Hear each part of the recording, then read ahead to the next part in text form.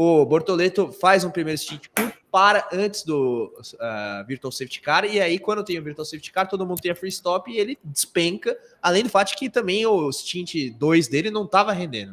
Né? E curioso, porque ele fala nas declarações depois da corrida que, na verdade, o carro estava rendendo com o pneu duro. A gente aparentemente só não viu e, de fato, isso não se traduziu em performance. Mas as primeiras voltas foram muito boas, ele consegue avançar no grid, consegue se manter ali na frente, o que a gente sabe com esse carro da Sauber é muito difícil, mas aí vem o primeiro pit stop, faz mais ou menos ali o pit stop junto com o Piastri e cai lá para o fundo, tem os 2 free stops, né? Ele vai para o box as 2 vezes, tanto o safety car virtual do Ocon quanto o safety car físico do Antonelli. Mas, cara, um fim de semana bem complicado depois de um sábado que foi muito bom, né? Um Q2, superando o Hülkenberg, etc. É triste. O fim de semana que começou na sexta, né? Que ele foi P9 em um dos treinos, que apesar de, tudo bem, treino livre, mas é o melhor resultado dele até agora em uma sessão.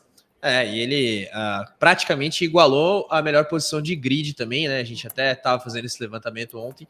Foi um P13, ele largou em 14º no GP da Emília-Romanha P13 no grid do GP de Miami. Felipe Mota, que dizer aí da corrida de Gabriel Bortoleto? Claro, muito impactada pela questão estratégica, o carro também e a pilotagem tem um fator nisso tudo, embora eu concorde contigo. Você já passou tangencialmente sobre essa questão, né? A corrida foi muito condicionada pelo que aconteceu ali quanto à direção de prova. Diga, Felipe. Cara, eu sinceramente eu tô lendo o chat e mesmo essa sua consideração, a pilotagem tem um impacto, eu pergunto com verdade, não é uma pergunta desafiando ninguém. Se alguém conseguir me provar, eu vou ouvir com que base a gente consegue, vendo a corrida, achar que a pilotagem gerou esse... A não ser que seja o que eu falei agora há pouco, da questão dos pneus. Isso. Tá? Ok, ali e tudo mais. Só que assim, o Bortoleto, quando entra, é chamado para o pit stop logo de cara, ele não é o primeiro. Para o Russell, se não me engano, o Russell foi o primeiro. Aí na volta seguinte teve 2, que eu não me lembro se foi Alonso, Hamilton Alonso ou Black, eu não me lembro. Tá? Não me lembro. Depois eu vejo, a gente tá ao vivo, acaba com ele, a gente entra aqui, não dá tempo de dar uma recapitulada ali. Cara, para mim, alguns pilotos foram pro box. Isso mostra como algumas equipes /pilotos tiveram isso como escolha de isso é o melhor a fazer. Cara, é muito rápido. Cara, o Piastri parou.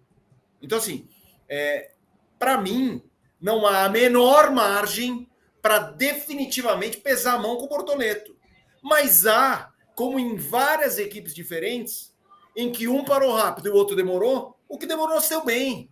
Então, assim, quando a gente olha até a parada, o Bortoleto estava... Felipe Mota, o seu nome é Mota com um T ou com 2? Eu até interrompi, porque isso é uma pergunta importante. É com 2. Com 2. Muito obrigado. Vamos lá. O que eu acho que é importante é assim, o Bortoleto anda muito na sexta. Muito. Treino livre. Beleza, andou muito. Se ele fosse mal no quali, não valeria nada na sexta. Mas aí ele vai lá e quali, pimba. Super trabalho. Até a parada, larga bem, tá 3, 4 posições à frente do Hülkenberg. Tem uma parada determinante, eu vou falar que ele foi mal?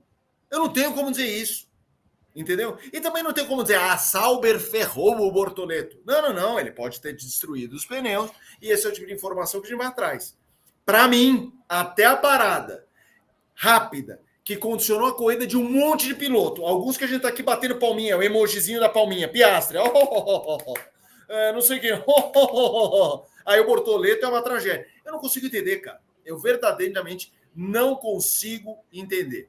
Para mim, o trabalho dele até a parada, que condiciona todo o resto, é excelente. Agora é tentar e buscar mais informações do Bortoleto, do Piastri, do Russell. Olha os caras que eu estou emparelhando com ele, que também se deram mal. Cara, a corrida do Russell depois da parada é tenebrosa. E até onde ele estava, excelente. Ele larga a frente do Norris, ele está em terceiro, ele para e só, se dana. Então, cara... mas e depois não deu para reagir, meu amigo? O cara tem a Sauber, cacete. Entendeu? Com a Sauber você tem que remar, e eu tô aqui em 14º, tô aqui, beleza. Agora, eu acho que alguns pilotos sofreram mais. ficou muito claro que quem parou rápido se deu. Eu até acho que os caras que pararam rápido, os outros até eventualmente parariam. Mas ficou muito claro com o Russell e o Piastri. O Russell e o Piastri serviram como uma régua muito definitiva de, isso não está funcionando não. Em 2 voltas isso já ficou meio claro. Quando o Piastri pega ali o tráfego dele. Então acho que aquilo condicionou todo mundo, segura. Tem até o rádio que foi para a transmissão do Norris, o que tem que fazer, assim, vou imitar o rádio. O que tem que fazer, amiga, segura. Quanto mais longe, melhor. Porque ficou claro ali. Então, eu nem acho que todo mundo ia empurrar tanto a sua parada. Só acho que ficou muito claro que quem parou cedo dançou. E aí, fica aí na pista, bonitão. Se vira. E aí, valeu para todo mundo. É para Albon. Valeu para... O Sainz parou antes, não parou? Se não me engano, o Sainz para antes do Albon. Também houve essa diferença na Williams.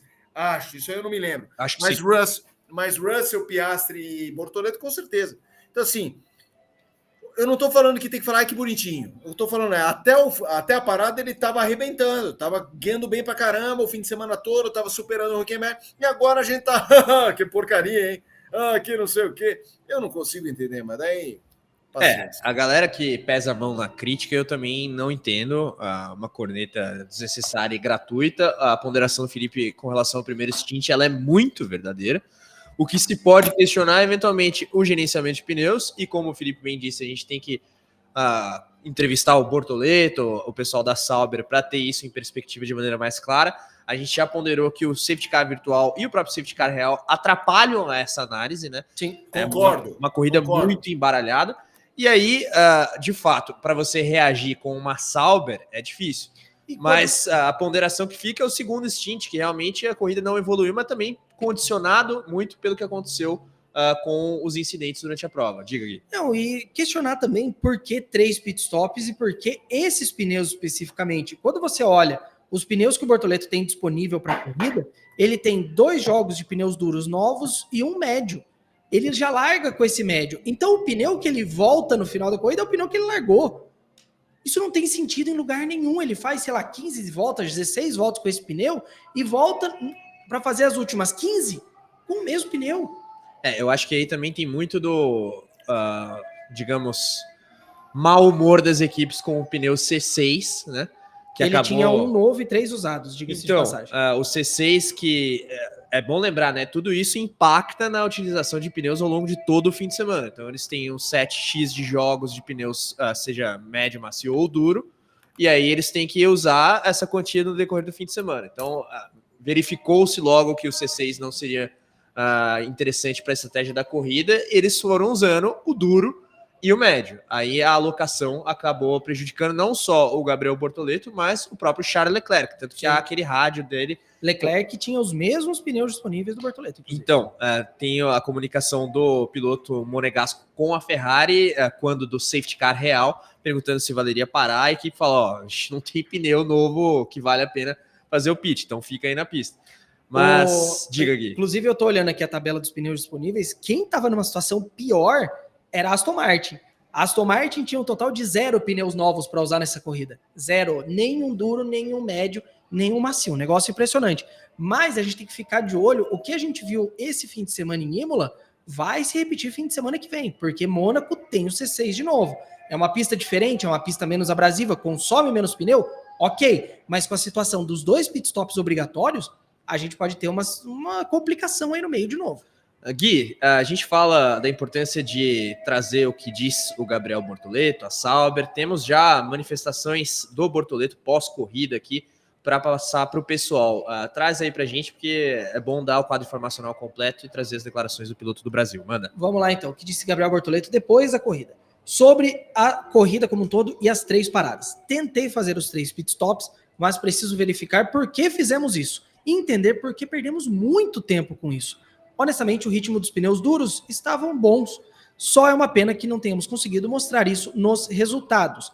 Ele acha que sim, foi um fim de semana um pouco mais forte da parte dele.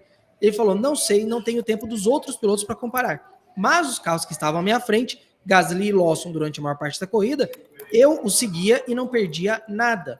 Portanto, parece que estávamos fortes. Eles também erraram um pouco com o safety car virtual, porque Gasly estava com a mesma estratégia que eu e estava largando bem à frente, mas depois terminou lá atrás também.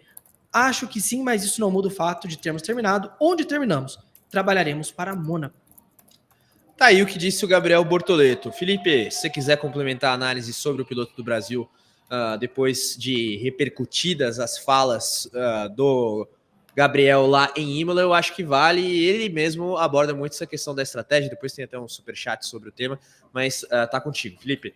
Eu tava lendo aqui a entrevista completa, né? Porque estou acompanhando também aqui o motorsport.com. Você acha que uma estratégia diferente seria... Não dá para prever o safety car entra ou não. É isso, a gente tem uma corrida. Você tem batido nessa tecla, Carlos, e eu concordo, porque eu estou batendo muito na tecla do pit stop em si, a antecipação da parada só do primeiro stint. Sim. Mas é o safety car virtual e o safety car real, eles... E o virtual mais ainda que o real, na minha opinião. Eu acho que o real, a gente tinha ali uma corrida...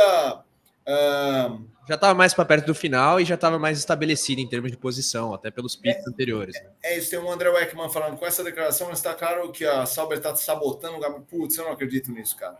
Verdadeiramente, acho que a chance é... Por que 0,00003. Vou deixar assim algum fragmento aí de porcentagem, só porque a gente sabe que uma vez em 1 milhão vai acontecer isso, mas sinceramente acho chance zero. Mas é isso, o safety car virtual ele muda muito, né? Assim, se ele não muda muito assim, o resultado da corrida de uma forma tão absurda, não é que assim, quem estava em oitavo foi segundo, quem estava em primeiro foi para décimo, mas dá essa embaralhada na avaliação e algumas percepções da corrida. Enfim, eu fico com o que ele estava construindo até o primeiro stint. Para mim, o Bortoleto estava mostrando o que a gente espera dele. Ele foi melhor do que o Hülkenberg. É que a gente olha a parte final e aí alguém vai falar, mas é o que importa. Não, tudo bem. Mas a avaliação sobre o que faz um piloto não é só isso. Ele estava... Eu não vou fazer aqui uma expressão só para bater na mesa. Hoje em dia, com redes sociais, tudo que vem... Né, ele estava pondo o Hulk no bolso. Não é isso. Mas ele estava fazendo um trabalho melhor que o Hülkenberg e isso não é pouco. Tem Mônaco aí, que é muito difícil. Quero ver como vai ser o Bortoleto em Mônaco.